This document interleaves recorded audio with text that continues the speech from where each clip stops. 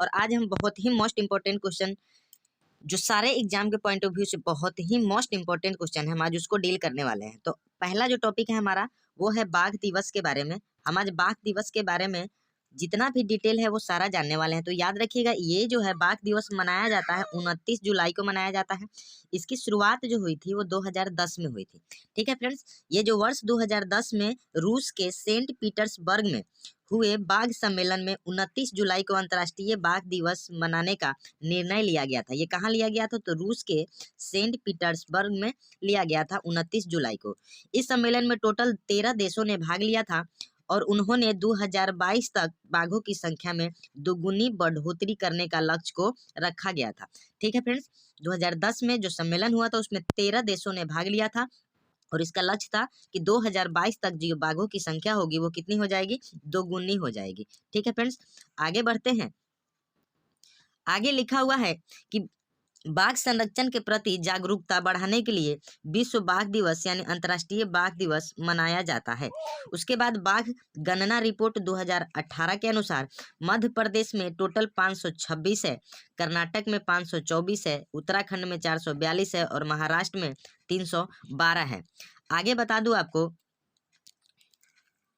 कि 29 जुलाई 2019 को जो रिपोर्ट प्रकाशित हुई थी उसमें भारत में बाघों की संख्या कुल है 2967 है। 2014 से 2018 के बीच बाघों की जो आबादी है वो देखिए, भारत में कुल आबादी का 63% टाइगर रिजर्व में रहते हैं, यानी 1923 जो है ये टाइगर रिजर्व में रहते हैं।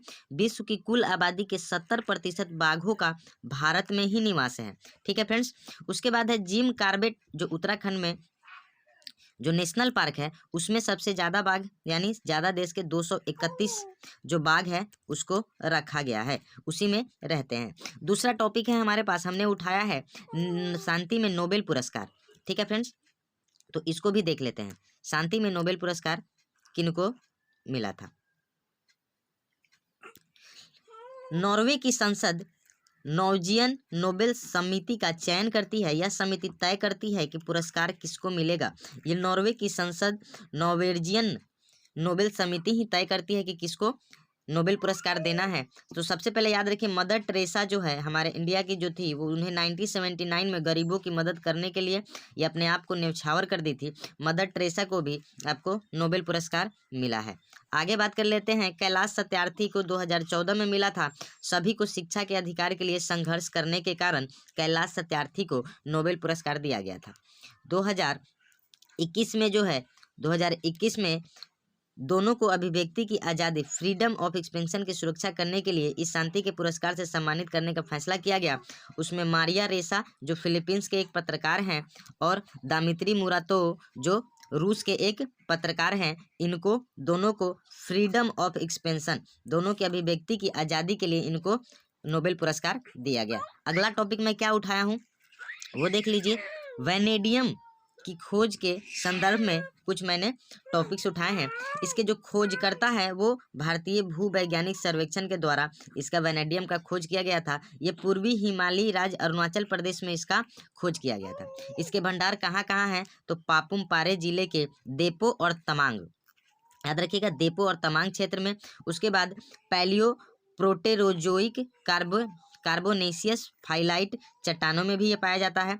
यह देश में वैनेडियम प्राप्ति की पहली रिपोर्ट है जिसमें वैनेडियम पेंटाऑक्साइड की औसत ग्रेड जो है आपका 0.76% पाई गई है। ठीक है, इसको बहुत ही अच्छे से आप याद कर सकते हैं। वैनेडियम के सर्वाधिक भंडार वाले शीर्ष 3 देश कौन कौन से हैं?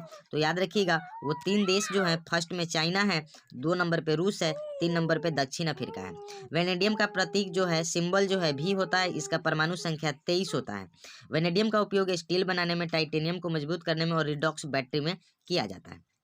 आगे पढ़ते हैं। जो वैनेडियम है एक सख्त श्वेत चांदी रंग की तन्य एवं आघातवर्धक धातु है। अत्यधिक तापमान में टिकाऊ और संक्षारण प्रतिरोधी होता है वैनेडियम।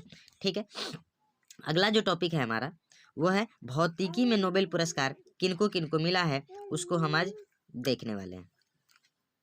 चलिए देखिए, भौतिकी में जो नोबेल पुरस्कार मिला है वो पहला नोबेल पुरस्कार 1901 में जर्मनी के विल्हम कॉनरेड रॉटजेन को दिया गया था। ठीक है, अब तक 4 महिलाओं को भी मिला है। 1903 में मैडम क्यूरी को, 2018 में डोना स्टिकलैंड को, 1963 में मारिया गोएपर्ट को और 2020 में एंड्रेया गीज को मिला है।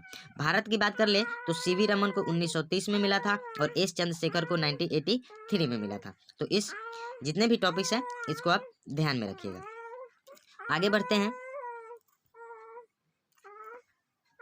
आगे जो आपको फिगर दिख रहा है ये हैं एसिकोरो मनावे, ये जापान के हैं। पृथ्वी की जलवायु के भौतिक मॉडलिंग, परिवर्तनशीलता की मात्रा निर्धारित करने और ग्लोबल वार्मिंग की विश्वसनीय भविष्यवाणी हेतु और परमाणु से ग्रहों के तराजू में भौतिक प्रणालियों में विकार और उतार चढ़ाव के परस्पर जिक्र करने के क्रम में इन तीनों को क्या किया गया था, नोबेल पुरस्कार मिला गया था। तो आज के लिए हमारा आज का टॉपिक खत्म हो गया। तो ऐसे ही